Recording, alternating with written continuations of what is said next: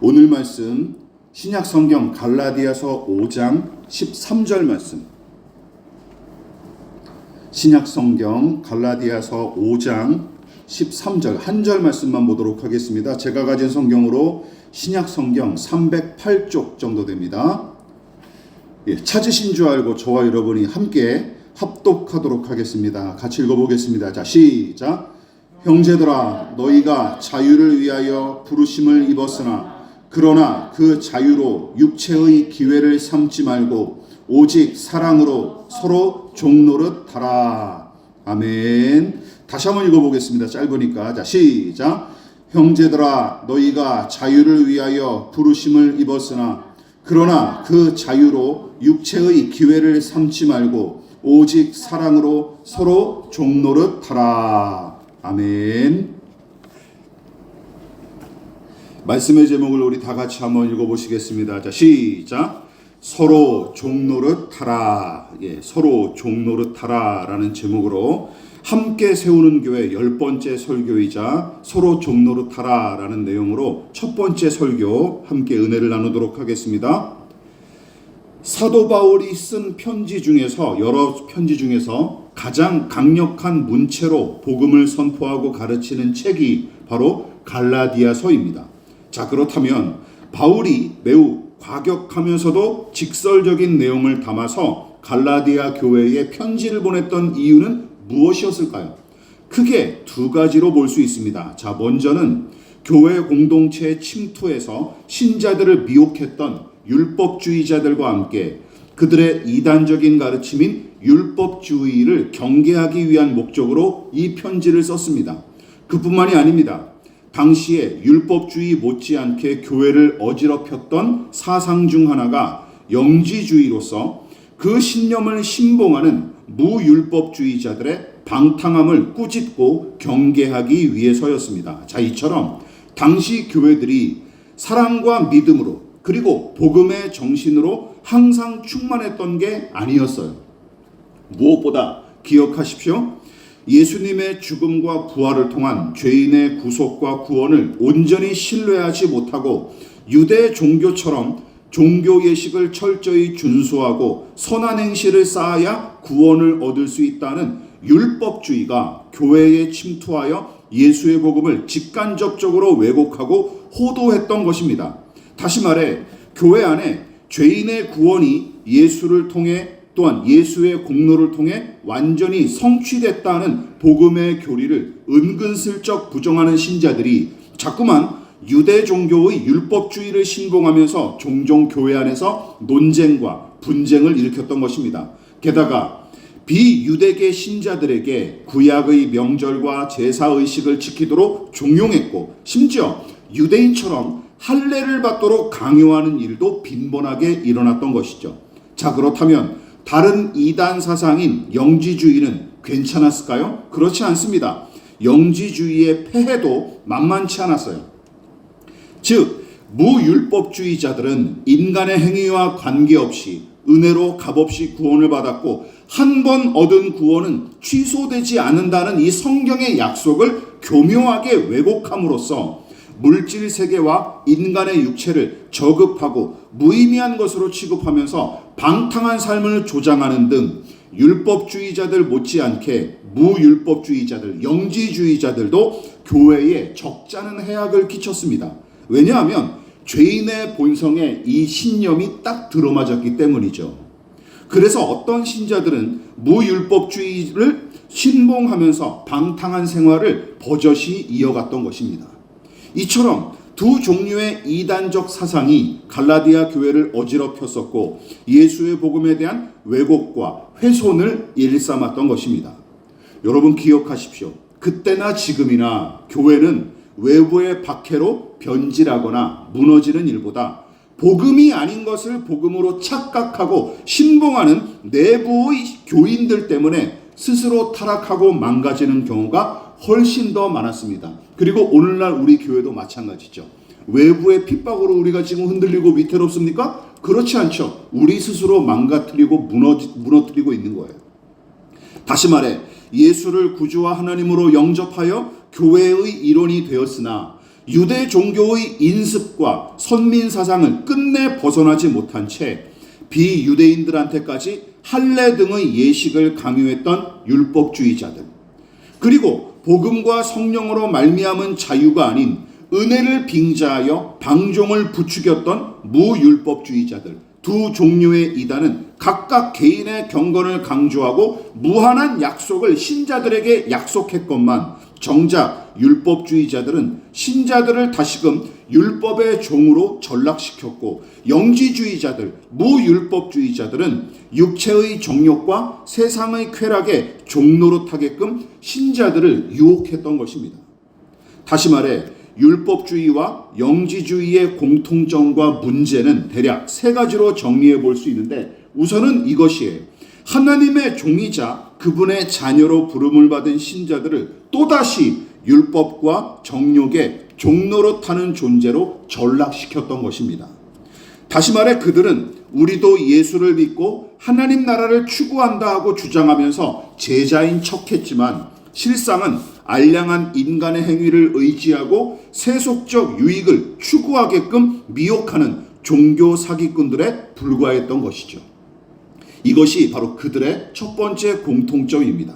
그뿐만이 아니에요.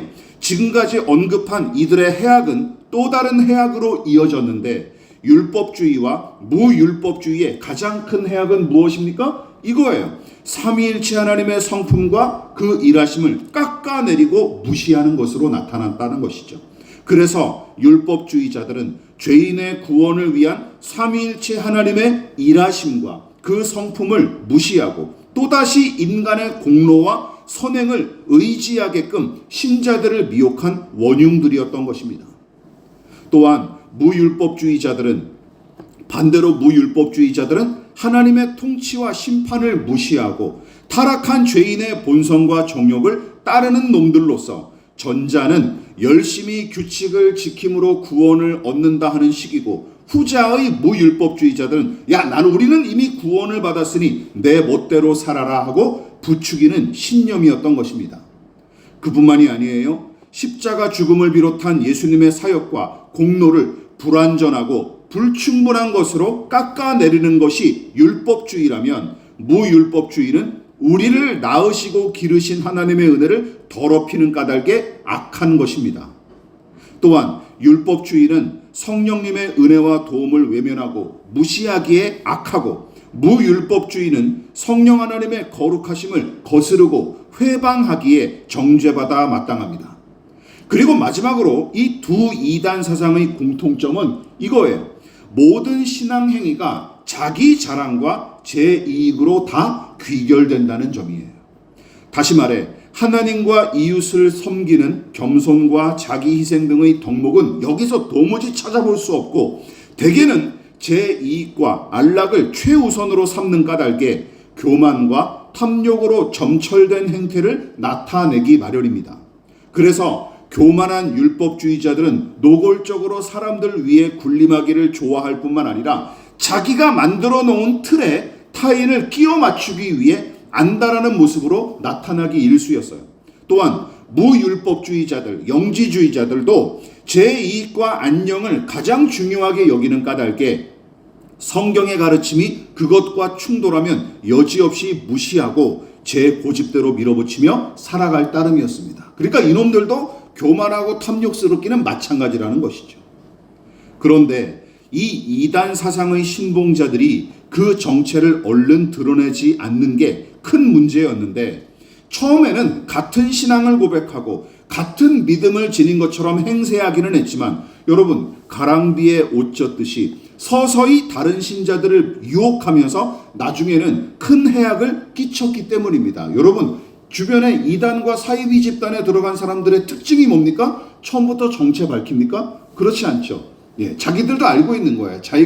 자기들이 캥기다는 것을 다 알고 있으면서 정체를 은밀하게 숨기는 것이죠. 그러다가 나중에는 이제 자기 물고기가 자기가 잡은 물고기가 됐다 그러면 그제서야 이제 정체를 드러내는 것이죠. 또한 신자들을 미혹하는 정도에서 그치지 않는 것도 문제입니다. 다시 말해 결국에는 이단 신봉자들이 미혹한 자들 위에 군림하여 제멋대로 그들을 부려먹는 것이 목적이기에 사도 바울은 이들의 정체와 속셈을 진즉에 간파하고 다음과 같이 경고했었습니다. 갈라디아서 2장 4절 말씀 같이 읽어보겠습니다. 자, 시작. 이는 가만히 들어온 거짓 형제들 때문이라. 그들이 가만히 들어온 것은 그리스도 예수 안에서 우리가 가진 자유를 엿보고 우리를 종으로 삼고자 함이로되.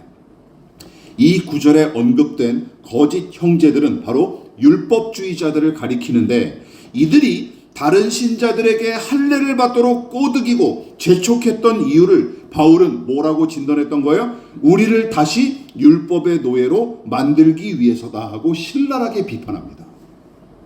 그래서 바울은 갈라디아 교회의 신자들에게 이렇게 얘기하는 거예요. 속지 마십시오. 미혹당하지 않도록 조심하십시오 하면서 이 편지 내내 신신당부했던 거예요. 생각해 보십시오. 갈라디아 교회의 신자들을 위시한 모든 그리스도인은 예수의 복음을 통해 율법의 멍에에서 완전히 해방됐고, 더불어 세상과 사람에게 노예처럼 얽매여 살았던 인생을 청산한 사람들이 아닙니까? 그래서 복음의 진리와 성령의 은혜로 말미암아 하나님의 자녀로 살아갈 자유와 권세를 얻었으나, 일부 갈라디아 교인들은 또다시 과거에 의지했던 관습과 예식과 육체의 욕심을 예수의 복음보다 어느 순간 더 중요하게 여기면서 따라가기 시작했던 것이죠. 그에 대한 바울의 탄식과 분노가 3장에 아주 잘 나타나 있습니다. 여러분, 바울이 어떻게 분개하고 있습니까? 같이 읽어볼게요. 자, 시작. 어리석도다 갈라디아 사람들아, 예수 그리스도께서 십자가에 못 박히신 것이 너희 눈앞에 밝히 보이거늘 누가 너희를 꾀더냐? 내가 너희에게서 다만 이것을 알려 하노니 너희가 성령을 받은 것이 율법의 행위로냐 혹은 듣고 믿음으로냐. 율법을 지켜서 자신의 종교적 열심과 경건함을 과시하는 일, 또한 육체의 정욕을 따르며 제멋대로 살아도 하나님의 어떤 징계와 심판을 전혀 염려하지 않는 삶. 그래서 율법주의와 무율법주의는 당시 신자들에게 매우 매력적으로 와닿았던 것입니다. 그러나 복음을 가장한 두 종류의 이단 사상은 죄인의 교만과 탐욕을 가리는 포장지에 불과했습니다. 그래서 다시 강조합니다. 여러분, 율법주의와 무율법주의는 하나님과 이웃을 향한 섬김과 겸손, 헌신과 희생 같은 덕목을 허용하지 않습니다. 그것이 특징이에요. 왜냐하면 두 이단 사상의 기반 자체가 어디에 기초하기 때문에 지나친 자기애, 자기 사랑이나 자기 혐오에 근거하기 때문입니다. 즉, 타인이나 타자를 거의 생각하지 않은 채 오로지 자기를 기준으로 삼고 또한 자기만 생각하기 때문이죠.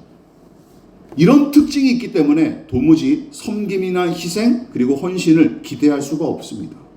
그러므로 지금까지 언급한 두 종류의 이단 사상은 한번 생각해 보십시오. 예수께서 당신의 제자들에게 뭐라고 말씀하셨습니까? 같이 읽어볼게요. 시작. 자기를 부인하고 자기 십자가를 지고 나를 따를 것이니라 하고 가르치신 제자의 삶과는 완전히 거리가 멉니다. 그뿐만이 아니죠.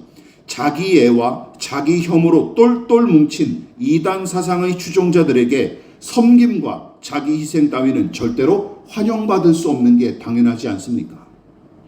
그렇다면 바울은 교회를 어지럽혔던 두 종류의 이단 사상을 경고하는 와중에 무슨 이유로 굳이 서로 종노릇하라 하는 이 상호 명령을 집어넣었을까요? 우선은 신자들이 율법주의와 무율법주의의 가르침을 어떻게 거스르고 대적해야 할지, 그리고 이단 사상을 초월하여 복음의 정신을 실천하는 방법에 관해 가르치기 위해서 제시한 것이 바로 서로 종노릇하라, 서로 섬기라 하는 상호 명령을 끄집어낸 게 틀림없습니다. 자, 그렇다면 이 상호 명령을 실천하고 적용하기 위한 구체적인 방법은 무엇인지 우리 두 가지를 놓고 함께 오늘 마무리하도록 하겠습니다. 자, 첫 번째 같이 한번 읽어보겠습니다. 어떻게 이것을 구체적으로 실천합니까? 시작. 강한 자가 약한 자의 유익을 위해 종노릇하라. 앞서 율법주의자와 무율법주의자들의 공통점 중 하나가 교만과 탐욕임을 지적했었습니다. 자, 그렇다면 이들이 저 스스로 잘난 체 했던 이유는 무엇일까요? 율법주의자들은 이렇게 생각했어요. 우리는 율법을 더 많이 알고 그 규칙을 더 잘 지키기에 다른 신자들보다 훨씬 의롭고 거룩하다 하고 생각했으며, 반대로 무율법주의자들, 영지주의자들은 야, 우리가 다른 신자들보다 하나님의 용서와 은혜를 누구보다 더 확신하기에 그만큼 그 은혜를 더 많이 받아 누리는 사람들이다 하고 착각했던 것 같습니다. 그러니까 그들 스스로 다른 신자들보다 더 우월한 신앙인인 것처럼 착각했고, 그런 까닭에 우리는 하나님과 사람 앞에 더 많이 대접받아야 마땅하다 하는 생각에 사로잡혔던 것처럼 보여요. 그래서 바울은 율법주의와 무율법주의에 빠진 자들의 궁극적 목표를 무엇으로 봤던 거예요? 다른 신자들을 노예로 삼아 제멋대로 부려먹고 또한 제 안락과 이익을 위해 그들 위에 군림하는 것으로 지적했던 것입니다. 생각해 보십시오. 더 많은 재산을 확보한 자, 더 많은 재산과 더 높은 지위를 가진 사람, 그리고 더 많은 지식과 정보를 소유한 사람, 더 강한 권세와 권력을 확보한 자가 우위를 점하고 대접받는 방식은, 여러분, 이게 바로 세상의 방식 아닙니까? 더 많이 가진 사람, 더 높이 오른 사람, 그리고 더 똑똑한 사람, 더 힘이 센 사람이 우위를 점하는 게 세상의 방식이잖아요. 그런데 이것은 그리스도의 몸인 교회와는 거리가 먼 세상의 생리이자 이치라는 것이죠.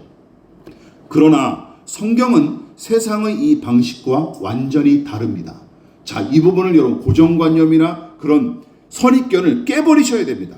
성경은 세상의 방식과 완전히 다릅니다. 특히 본문은 율법주의와 무율법주의에 사로잡힌 자들의 교만과 탐심을 거스르고 믿음의 사람들끼리 뭐하라고 명령하고 있어요? 사랑으로 서로 종노릇하라 하며 단호하게 명령하는 것입니다. 다시 말해 이런 식이죠. 낮은 자가 높은 자를 섬기고 강한 자가 약한 자 위에 군림하는 것이 누구에게나 익숙한 세상의 생리이자 방식인데, 오히려 바울은 거꾸로 얘기하고 있는 거예요. 높은 자가 낮은 자를 섬기고 강한 자가 약한 자를 위해 종노릇하십시오 하고 명령하는 것입니다. 여러분, 성경의 가르침은 명확합니다. 그리고 더 높은 자가 또 강한 자가 섬기도록 명령한 내용은 여기서만 나타나는 내용이 아니에요.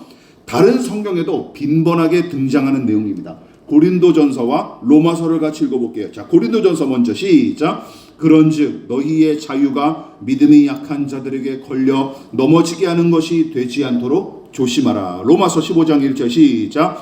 믿음이 강한 우리는 마땅히 믿음이 약한 자의 약점을 담당하고 자기를 기쁘게 하지 아니할 것이라. 여러분, 하나님의 은혜로 얻은 자유를 방탕하게 남용하고 더 나아가 타인을 도구처럼 취급하는 무율법주의자들과 다르게 바울은 신자들에게 뭐라고 얘기하고 있는 거예요? 진리와 은혜 안에서 얻은 당신의 자유와 믿음을 오히려 약한 사람들을 세우고 돕기 위해 쓰십시오 하고 가르치는 것입니다. 명심하십시오. 이것은 엄중한 성경의 명령이자 분명한 영적 원리입니다. 아직도 이해하기가 어려우십니까? 자, 그렇다면 서로 종노릇하여 섬기라. 강한 자가 약한 자를, 높은 자가 낮은 자를 섬겨라 하는 이 상호 명령을 누구나 쉽게 이해하고 경험할 수 있는 곳을 떠올려 보십시오. 거기가 어디일까요? 가정입니다. 가정. 아이가 자립하거나 독립하기 전까지 특히 영유아 시기의 자녀들은 부모의 일방적인 희생과 섬김을 통해 양육을 받습니다.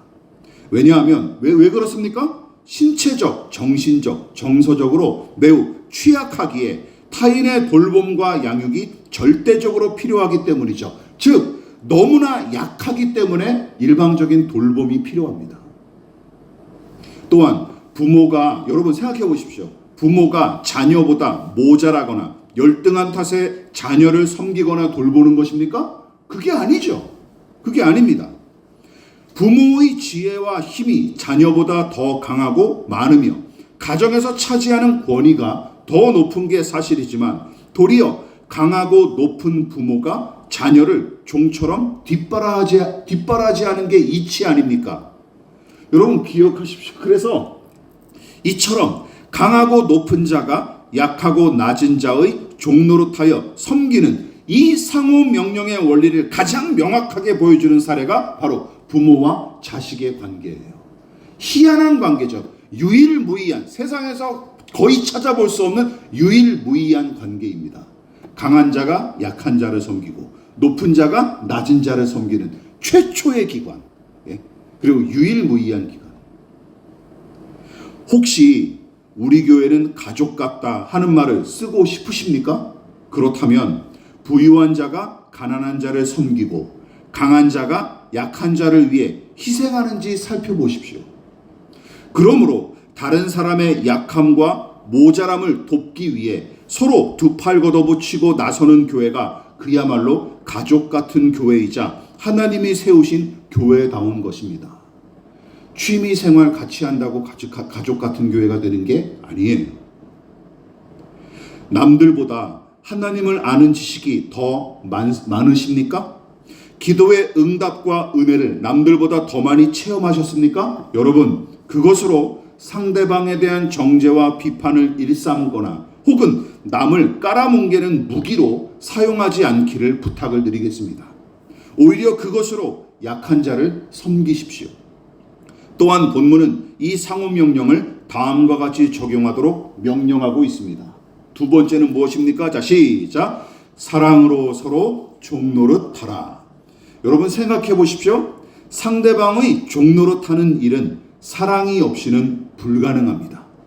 불가능해요. 왜냐하면 사랑이 섬김과 겸손으로 이끄는 주된 원동력이기 때문입니다. 다시 말해 사랑에 빠진 사람을 떠올려 보십시오.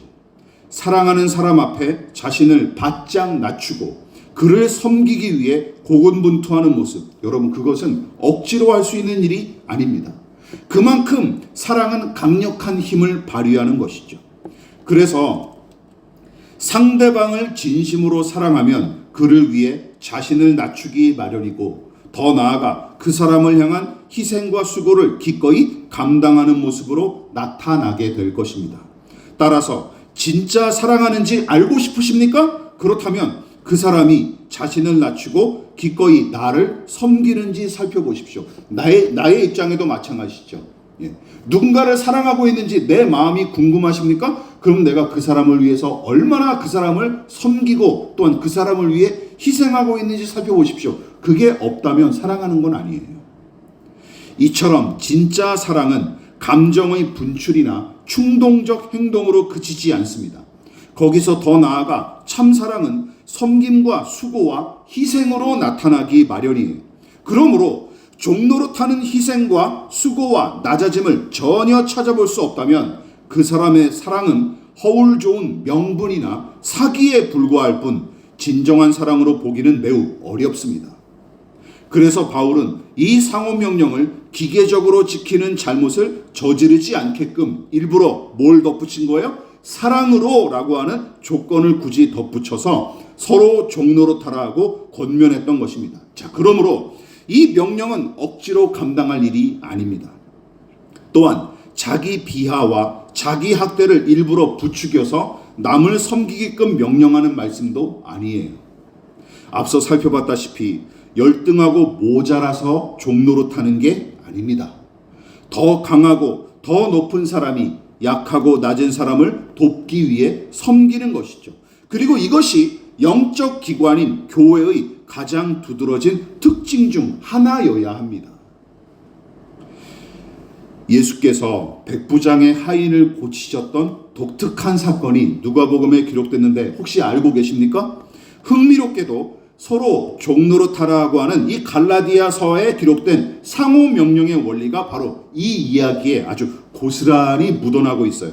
자, 누가복음 7장 2절과 3절 같이 한번 읽어보겠습니다. 자, 시작. 어떤 백부장의 사랑하는 종이 병들어 죽게 되었더니 예수의 소문을 듣고 유대인의 장로 및 사람을 예수께 보내어 오셔서 그 종을 구해 주시기를 청한지라. 여러분, 병든 노예 하나를 고치기 위해 백방으로 뛰어다니는 주인의 모습은 여러분, 당시 사람들에게는 매우 낯설고 어색한 풍경입니다. 매우 낯설고 어색한 풍경이에요. 게다가 로마 제국에 속한 군대의 장교, 백인대장이라고 합니다. 백인대장, 백부장이라고 하는데, 이 군대의 장교가 피지배 민족인 유대인 장로들은 물론이고 나사렛 출신의 시골뜨기 랍비 예수에게 도움을 구하는 일은 정말 보기 드문 광경이었을 거예요. 차라리 여러분이 만일 로마 군대의 장교라면 어떻게 하겠습니까? 저 같았으면 이랬을 거예요. 제가 로마 군대의 백인대장이었으면 로마 군대 장교의 지위와 권세를 앞세워서 예수를 호출했을 거예요. 나사렛 예수가 그렇게 사람을 잘 고친다며 끌고 와라 이랬을 거예요. 끌고 예수를 끌어안치고 내 하인을 고쳐보라 하며 명령하는 것이 여러분, 거기 모인 사람들에게는 훨씬 자연스러워 보였을 것입니다. 그렇지 않습니까? 이게 다 자연스러워 보였겠죠. 차라리. 아니, 그것도 사치스러운 일입니다. 왜냐하면 당시에 보편적인 주인과 노예의 관계를 상정해 보면 노동력을 상실한 병든 노예는 무가치하기에 헐값에 팔아넘기거나 죽어가게끔 내버려둬도 무관했기 때문입니다. 그 당시 노예는 짐승과 같은 존재였어요. 짐승과 같은 존재. 그러나 로마 군대의 백부장이 유대인들 앞에 자신을 낮추고 도움을 구한 이유는 무엇입니까? 병들어 죽어가는 종이 그에게 어떤 종이었기 때문에? 사랑하는 종이었기 때문입니다. 사랑하는 종이었기 때문에 그 일을 할 수 있었던 거예요. 여러분, 그래서 이 이야기에서는 주인인 백부장이 종을 살리기 위해 오히려 섬기는 종의 모습으로 고군분투하는 중입니다. 아주 이 서로 종노릇하라고 하는 이 상호 명령을 이 백부장이 아주 잘 보여주고 있는 거예요. 이처럼 서로 종노릇하고 섬기는 관계는 거저 이루어지지 않습니다. 오직 사랑만이 서로 종노릇하도록 이끌어줍니다. 또한 하나님은 이 상호 명령에 순종하여 남을 섬기는 사람을 기뻐하심과 동시에 그에게 당신의 사랑을 부으시고 사랑의 열매를 맺도록 도와주실 것입니다. 그러므로 참사랑을 실현하고 실천하는 곳은 희생과 섬김으로 서로 종노릇하는 곳입니다. 그러나 제 욕심만 내세우면서 목을 뻣뻣하게 세우는 자들만 모인 곳에는 하나님의 사랑이 임할 리가 없고 선한 열매도 전혀 기대할 수 없을 것입니다. 말씀을 마무리하도록 하겠습니다. 사랑으로 서로 종노릇하는 교회가 하나님의 사랑을 실천하고 실현시키는 교회임을 명심하십시오. 그리고 유념하십시오. 특정한 사람만 왕처럼 내내 대접받으면 안 되는 것처럼 여러분, 저 혼자 희생과 섬김만 감당하는 일도 없어져야 마땅합니다. 한 사람만 각광받는 것도 문제지만 한 사람만 희생하는 것도 이것도 문제. 불균형하기 때문이죠. 우리는 서로 대접받을 만한 하나님의 사람들일 뿐더러 서로 섬겨야 할 책임을 지닌 하나님의 종들입니다. 여기에는 예외가 없습니다. 심지어 우리 같은 죄인을 위해 종으로 이 땅에 오신 예수님을 생각해 보십시오. 마지막으로 마태복음 읽어보도록 하겠습니다. 같이 읽어볼게요. 시작. 너희 중에 누구든지 으뜸이 되고자 하는 자는 너희의 종이 되어야 하리라. 인자가 온 것은 섬김을 받으려 함이 아니라 도리어 섬기려 하고 자기 목숨을 많은 사람의 대속물로 주려 함이니라. 여러분, 우리를 사랑하셔서 섬김의 종으로 오신 예수님을 생각해 보십시오. 만왕의 왕 예수께서 우리를 위해 섬기는 종으로 이 땅에 오셨습니다. 즉 죄인을 향한 애끓는 사랑이 타락한 이 땅과 골고다 언덕으로 예수님을 이끈 것이에요. 이게 참 아이러니하지 않습니까? 그리고 얼마나 이게 큰 은혜인지 아십니까? 주인이 잘못하거나 죄를 저지르면 그 주인의 종이 대신 벌을 받는 것이 그 당시의 문화였어요. 풍습이었어요. 그런데 예수님은 종처럼 우리의 죄와 허물을 대신하여 고난을 받으셨습니다. 이처럼 우리를 사랑하신 만큼 당신을 너무나 낮추시고 기꺼이 섬기신 예수님을 생각하시기를 부탁을 드리겠습니다. 그리고 그 본보기를 따라 서로를 향해 종이 되어 섬기는 사람이 가장 그리스도인다운 사람인 것입니다. 기억하십시오. 가정과 교회는 먼저 섬기는 주의 종들을 통해 세워지고 자라나게 되는 것입니다. 그리고 하나님은 섬기는 종들과 그 공동체를 세상의 빛과 소금으로 사용하실 뿐만 아니라 그런 믿음의 사람들을 기뻐하시고 크게 영광을 받으실 것입니다. 그러므로 입으로만 사랑한다 하고 말하지 마십시오. 섬기는 종으로서 그 사랑을 증명할 수 있는 저와 여러분 되시기를 주님의 이름으로 부탁을 드리겠습니다. 그러므로 너희는 이렇게 기도하라. 하늘에 계신 우리 아버지, 아버지의 이름을 거룩하게 하시며 아버지의 나라가 오게 하시며 아버지의 뜻이 하늘에서와 같이 땅에서도 이루어지게 하소서. 오늘 우리에게 일용할 양식을 주시고 우리가 우리에게 잘못한 사람을 용서하여 준 것 같이 우리 죄를 용서하여 주시고 우리를 시험에 빠지지 않게 하시고 악에서 구하소서. 나라와 권능과 영광이 영원히 아버지의 것입니다. 아멘.